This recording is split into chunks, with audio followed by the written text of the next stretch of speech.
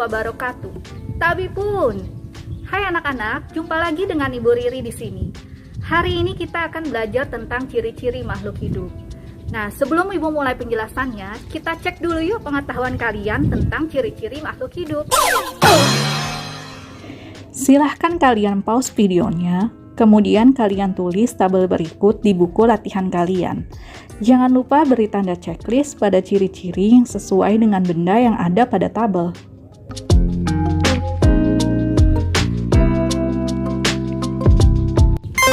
Bagaimana? Sudah selesai kan menulisnya? Nah, untuk mengecek jawaban kalian benar atau tidak, kalian simak ya penjelasan dari Ibu berikut ini. Coba kalian perhatikan buku dan tumbuhan yang ada di sekitar kalian. Apa bedanya buku dengan tumbuhan tersebut? Apakah tumbuhan memiliki kemampuan untuk tumbuh dan berkembang, bernapas dan berkembang biak? Bagaimana dengan buku? Apakah buku memiliki ciri-ciri yang sama dengan tumbuhan? Tentu saja berbeda. Secara garis besar, benda-benda di alam semesta ini terdiri atas makhluk hidup dan benda tak hidup. Masing-masing memiliki karakteristik tersendiri. Berikut ciri-ciri makhluk hidup. 1. Bernafas. Bernafas merupakan proses menghirup udara yang diantaranya mengandung oksigen dan mengeluarkan udara yang kandungan karbon dioksidanya lebih besar daripada yang dihirup. Oksigen digunakan untuk mengubah zat makanan menjadi energi melalui proses kimia. Energi tersebut digunakan untuk aktivitas tubuh, misalnya berolahraga, bermain, ataupun bekerja. Manusia dan sebagian besar hewan darat bernapas menggunakan paru-paru, misalnya sapi, kucing, anjing, ayam, dan lain-lain. Ada juga hewan air. Hewan air bernapas menggunakan insang. Ada tidak ya hewan air yang bernapas menggunakan paru-paru? Kalau ada, coba kalian tulis di kolom komentar. Kemudian tumbuhan. Tumbuhan juga melakukan pernapasan dengan mengambil oksigen melalui lubang-lubang kecil pada daun yang disebut dengan stomata. Selain stomata, tumbuhan juga bernapas melalui lubang-lubang kecil pada batang yang disebut dengan lenticel. 2. Memerlukan makan dan minum. Makanan berfungsi untuk menghasilkan energi, membantu proses pertumbuhan, serta memperbaiki sel-sel tubuh yang rusak. Sedangkan air berfungsi sebagai zat pelarut. Setiap makhluk hidup memiliki cara yang berbeda dalam memperoleh makanan. Manusia dan tumbuhan memperoleh makanan dari makhluk hidup lain. Oleh karena itu disebut sebagai heterotrof. Sedangkan tumbuhan dapat menghasilkan makanannya sendiri melalui proses fotosintesis. Oleh karena itu tumbuhan disebut sebagai autotrof. 3. Bergerak. Semua makhluk hidup dapat bergerak. Manusia dan hewan dapat bergerak bebas atau pindah tempat. Untuk melakukan pergerakan tersebut, manusia dan hewan memiliki alat gerak. Misalnya kaki untuk berjalan atau berlari, sirip untuk berenang, atau sayap untuk terbang. Sebaliknya dengan tumbuhan. Pergerakan pada tumbuhan dilakukan oleh sebagian tubuhnya saja, sehingga tidak terlihat adanya perpindahan tempat atau posisi. Contohnya, pergerakan pada akar yang bergerak menuju arah pusat bumi dan batang yang bergerak ke atas. Contoh lain adalah bunga matahari yang bergerak menuju ke arah datangnya cahaya matahari. 4. Tumbuh dan berkembang. Coba perhatikan tubuhmu. Semakin lama semakin tinggi, dan masanya pun semakin bertambah jika dibandingkan dengan saat masih kecil. Begitu pula dengan hewan dan tumbuhan. Anak hewan yang semula kecil, lama-kelamaan akan menjadi besar seperti induknya. Kemudian biji yang kita tanam akan tumbuh menjadi kecambah dan kemudian tumbuh menjadi tanaman yang lebih besar. Dengan kata lain, tumbuh adalah pertambahan ukuran tubuh yang tidak dapat kembali lagi ke ukuran semula. 5. Berkembang biak. Kemampuan makhluk hidup untuk memperoleh keturunan disebut dengan berkembang biak atau reproduksi. Tujuannya untuk melestarikan keturunan agar tidak punah. Contohnya kamu lahir dari ayah dan ibumu. Ayah dan ibumu lahir dari orang tuanya, yaitu kakek dan nenekmu. Reproduksi dibagi menjadi dua cara, yaitu generatif atau seksual dengan meleburkan sel sperma dan sel ovum, kemudian vegetatif atau aseksual, yaitu secara tidak kawin. Hewan yang berkembang biak secara generatif biasanya adalah hewan tingkat tinggi. Tumbuhan yang berkembang biak secara generatif disebut dengan penyerbukan. Hewan yang berkembang biak secara vegetatif biasanya hewan tingkat rendah, yaitu dengan cara membelah diri. Tumbuhan yang berkembang biak secara vegetatif misalnya dengan cara spora, umbi lapis, umbi akar, umbi batang, dan lain-lain. 6. Peka terhadap rangsang. Bagaimana reaksimu apabila tiba-tiba ada cahaya yang sangat terang datang menuju ke arah matamu? Secara spontan, kamu pasti langsung menutup matamu, kan? Nah, itulah salah satu contoh bahwa makhluk hidup akan menanggapi rangsang yang datang kepadanya. Manusia dan hewan menanggapi rangsang yang datang dari luar menggunakan alat indera. Misalnya, mata peka terhadap cahaya, hidung peka terhadap bau, atau kulit peka terhadap sentuhan atau tekanan. Tumbuhan tidak memiliki alat indera, namun tumbuhan juga dapat menanggapi rangsang. Misalnya, tumbuhan putri malu. Putri malu akan menutup daunnya apabila mendapatkan sentuhan dari luar. Nah, kemampuan makhluk hidup untuk menanggapi rangsang yang datangnya dari luar disebut dengan iritabilitas. 7. Adaptasi. Kamu pernah nggak sih melihat unta? Pasti pernah kan? Kenapa ya punuk unta itu lebih tinggi atau lebih berisi dari punggungnya? Kamu tahu tidak alasannya? Kenapa coba? Bukan untuk menyimpan air. Punuk unta lebih tinggi atau lebih berisi, tujuannya adalah untuk menyimpan lemak sebagai cadangan makanan unta. Kamu pernah lihat kaktus? Pasti pernah dong.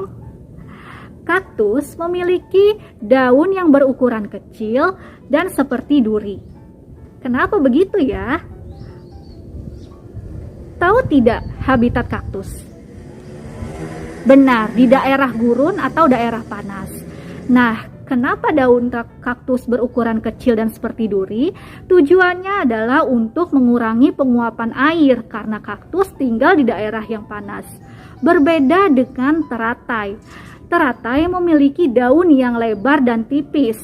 Tujuannya untuk mempercepat penguapan air karena teratai memiliki habitat di air. Semua contoh tersebut membuktikan bahwa makhluk hidup dapat menyesuaikan diri dengan lingkungannya. Kemampuan ini disebut dengan adaptasi. 8. Ekskresi. Setelah berolahraga, tubuhmu berkeringat. Begitu pula ketika udara sedang panas-panasnya. Tubuhmu juga pasti berkeringat. Lain halnya ketika udara sedang dingin. Kamu pasti lebih sering buang air kecil mengeluarkan urin. Keringat dan urin disebut sebagai zat sisa. Ada pula zat sisa yang lain, yaitu karbon dioksida dan uap air, yang merupakan residu dari proses respirasi. Nah, pengeluaran zat sisa oleh makhluk hidup disebut dengan ekskresi. Ciri-ciri benda tak hidup. Benda tak hidup merupakan materi yang tidak menjalankan kehidupan. Ciri-ciri benda tak hidup antara lain, yang pertama tidak bergerak. Benda tak hidup tidak akan bergerak kecuali diberi rangsangan dari luar, misalnya didorong atau dilempar. Yang kedua, tidak menjalankan proses metabolisme. Benda tak hidup tidak membutuhkan makanan dan minuman, tidak pula mengadakan sintesis, ekskresi, ataupun respirasi. Yang ketiga, benda tak hidup tidak melakukan perkembangbiakan atau tidak bereproduksi. Yang keempat, benda tak hidup tidak akan menanggapi rangsangan. Sekuat apapun kamu memukul meja, pasti meja itu tidak akan balas memukulmu. Atau sejauh apapun kamu menendang batu, pasti batu itu tidak akan kembali. Betul tidak? Dalam kehidupan sehari-hari, manusia melakukan pengelompokan makhluk hidup. Para pedagang di pasar misalnya, mengelompokkan buah-buahan berdasarkan jenisnya, seperti kelompok jeruk, apel, salak, mangga, atau semangka. Selanjutnya, setiap jenis buah dikelompokkan lagi, misalnya salak pondoh, salak Medan, apel Malang, dan mangga harum manis. Semua itu dilakukan agar pembeli mudah mengenali dan memilih buah yang diinginkan. Di alam semesta ini, makhluk hidup yang ada begitu beragam, mulai dari yang berukuran sangat kecil seperti mikroorganisme, sampai yang berukuran sangat besar.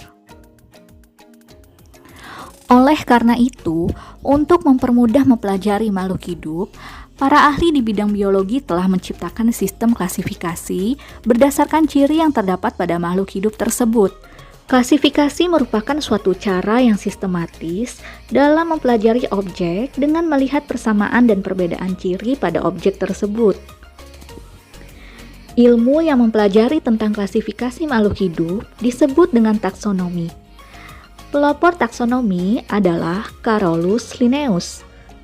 Beliau sangat berjasa pada bidang taksonomi. Oleh karena itu, beliau dijuluki sebagai Bapak Taksonomi Modern. Yuk langsung saja kita bahas submateri yang pertama, yaitu tahapan klasifikasi. Identifikasi merupakan langkah awal tahapan klasifikasi yang dilakukan dengan cara mencari persamaan dan perbedaan dari ciri organisme. Ciri yang diamati dapat berupa ciri morfologi, anatomi, fisiologi, atau biokimia. Secara sederhana, pada tahap ini kita akan menentukan persamaan dan perbedaan antara dua makhluk hidup, kemudian menentukan apakah keduanya sama atau tidak. Setelah ciri-ciri suatu organisme diketahui, tahapan klasifikasi selanjutnya adalah pengelompokan organisme tersebut ke dalam kelompok yang sesuai. Organisme yang berada dalam satu kelompok memiliki kemiripan yang besar dibandingkan dengan organisme di kelompok lain. Jika dalam kelompok tersebut masih terdapat adanya perbedaan ciri, maka organisme-organisme tersebut dipecah lagi ke dalam kelompok yang lebih kecil.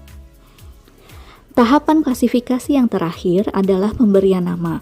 Pemberian nama pada makhluk hidup baru bertujuan untuk mempermudah dan mengenali makhluk hidup dan untuk mempermudah dalam membedakannya dengan makhluk hidup lainnya.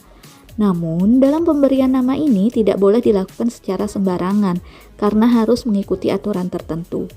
Sebelum digunakan nama baku yang diakui dalam dunia ilmu pengetahuan, makhluk hidup diberi nama sesuai dengan nama daerah masing-masing, sehingga ada lebih dari satu nama untuk menyebut satu makhluk hidup. Ada berbagai jenis sistem penamaan makhluk hidup, antara lain pemberian nama dengan sistem tata nama ganda atau binomial nomenklatur dengan menggunakan bahasa Latin dan digunakan secara universal. Selanjutnya submateri yang kedua yaitu urutan takson dalam klasifikasi. Takson adalah kelompok makhluk hidup yang anggotanya memiliki banyak persamaan ciri. Urutan takson dari yang teratas adalah kingdom atau regnum. Organisme di bumi dikelompokkan menjadi beberapa kingdom, antara lain kingdom animalia, yaitu hewan, kingdom plante, yaitu tumbuhan, kingdom fungi, yaitu jamur, kingdom monera, dan kingdom protista. Divisi atau filum merupakan takson yang berada di bawah kingdom. Divisi digunakan untuk takson tumbuhan, sedangkan filum digunakan untuk takson hewan. Filum atau divisi tersusun dari beberapa kelas. Kemudian anggota takson pada setiap kelas dikelompokkan lagi menjadi beberapa ordo atau bangsa. Anggota takson setiap ordo dikelompokkan lagi menjadi beberapa famili berdasarkan persamaan ciri-ciri tertentu. Tingkatan takson berikutnya adalah genus. Ini merupakan tingkatan lainnya di bawah famili atau suku, di mana setiap famili dikelompokkan lagi menjadi beberapa genus atau marga, berdasarkan persamaan ciri-ciri tertentu yang lebih khusus. Spesies merupakan tingkatan takson paling dasar atau terendah. Anggota takson spesies memiliki paling banyak persamaan ciri. Organisme dikatakan dalam satu spesies yang sama apabila dapat melakukan perkawinan dan menghasilkan keturunan yang fertil. Semakin banyak persamaan ciri makhluk hidup, maka semakin dekat pula kekerabatannya. Begitupun sebaliknya, semakin sedikit persamaan ciri makhluk hidup, maka semakin jauh pula kekerabatannya. Berikut ini merupakan urutan takson manusia.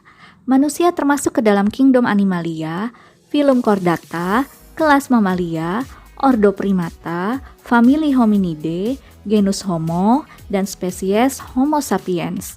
Submateri selanjutnya adalah kunci determinasi. Kunci determinasi adalah suatu kunci yang digunakan untuk mengidentifikasi makhluk hidup berupa keterangan tentang ciri-ciri makhluk hidup. Kunci ini bersifat dikotomi, artinya terdiri atas dua alternatif atau dua pernyataan yang saling berlawanan. Contohnya, pernyataan 1A memiliki kantung, pernyataan 1B harus berlawanan dengan 1A, yaitu tidak memiliki kantung. Contoh lain adalah 2A hidup di air, pernyataan 2B harus berlawanan dengan 2A, yaitu hidup di darat. Berikut contoh dari kunci determinasi hewan. Nah, untuk menentukan kunci determinasi pada cacing misalnya, kita harus mengetahui dahulu ciri-ciri cacing. Kemudian kita cocokkan dengan kunci dikotomi yang ada di sebelah kiri. Yang ditanyakan kunci determinasi dari cacing ya.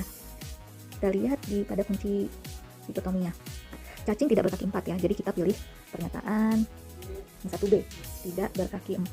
Kemudian lihat di sebelah kanan, dia menunjukkan nomor 3. Artinya kita harus lanjut ke nomor 3. Dari 1B kita lanjut ke nomor 3. Nah, sebelum itu kita tulis dulu kuncinya di sini. Oke, 1B. Kemudian kita lanjut ke 3, nomor 3, hidup di air atau hidup di darat. Cacing hidupnya di darat. Jadi kita pilih 3B. Tulis dulu 3B. Kemudian lanjut ke nomor 6.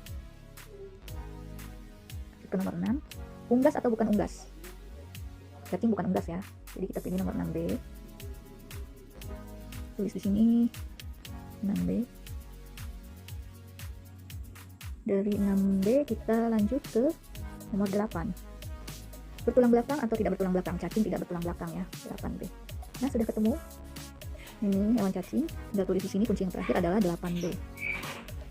8B. Jadi kunci determinasi untuk cacing adalah 1B, 3B, 6B, 8B. Selanjutnya kunci determinasi dari tumbuhan ya. Caranya sama saja, kita harus tahu dulu ciri-ciri dari tumbuhan yang akan dicari kunci determinasinya. Nah, kita samakan dengan kunci dikotomi di sebelah kiri. Yang pertama ada pohon apel. Apel adalah tumbuhan berbiji atau berspora. Apel tumbuhan berbiji ya. Tumbuhan berbiji. Jadi kita pilih 1A. Ya, jangan lupa tulis di sini. 1A. Kemudian perintahnya adalah lanjut ke nomor 2. Apel gimnospermia atau angiospermia. Apel itu memiliki biji yang tertutup ya. Jadi bijinya ditutupi oleh daging buahnya. Jadi di berbiji tertutup itu adalah angiospermia. Nah, terus di sini 2B. Dari 2B kita disuruh lanjut ke nomor 5. Apel dikotil atau monokotil? Apel adalah dikotil ya, jadi kita pilih yang 5B. Ini jangan lupa ditulis dari 5B. Oke, dari nomor 5 kita disuruh lanjut ke nomor 7. Daging buahnya berwarna orange atau berwarna putih? Daging buah apel berwarna putih ya, jadi pilih yang 7B. Nah, langsung sudah ketemu, buahnya adalah pohonnya adalah pohon apel. Jangan lupa tulis kuncinya di sini 7B. Nah, jadi kunci determinasi untuk apel adalah 1A, 2B, 5B, 7B. Selanjutnya metode penamaan ilmiah. Penamaan ilmiah dilakukan dengan tujuan untuk mempermudah kita dalam mengenali makhluk hidup. Penamaan ilmiah ini dicetuskan oleh Carolus Linnaeus menggunakan sistem tata nama ganda atau binomial nomenklatur. Aturan penulisan nama ilmiah yang pertama, setiap makhluk hidup memiliki nama jenis atau spesies yang terdiri atas dua kata Latin. Yang kedua, kata pertama menunjukkan genus, dan penulisannya diawali huruf besar, sedangkan kata kedua menunjukkan spesies dan penulisannya diawali huruf kecil. Yang ketiga, penulisan nama ilmiah makhluk hidup dicetak miring atau diberi garis bawah. Contoh nama ilmiah tumbuhan, yang pertama pohon asem, Tamarindus indica, bayam, Amaranthus hybridus, bawang merah, Allium cepa, bawang putih, Allium sativum, durian, Durio zibentinus, cenggondok, Eichhornia crassipes, jagung, Zemeis, jeruk, Citrus sp, kopi, Coffea arabica, lada, Piper nigrum. Contoh nama ilmiah hewan, anjing, Canis lupus, ayam, Gallus gallus, cumi, Loligo indica, gajah, Elephas indicus, kucing rumah, Felis catus.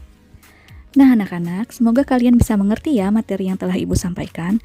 Ibu akhiri pembelajaran hari ini. Assalamualaikum warahmatullahi wabarakatuh. Tabi pun.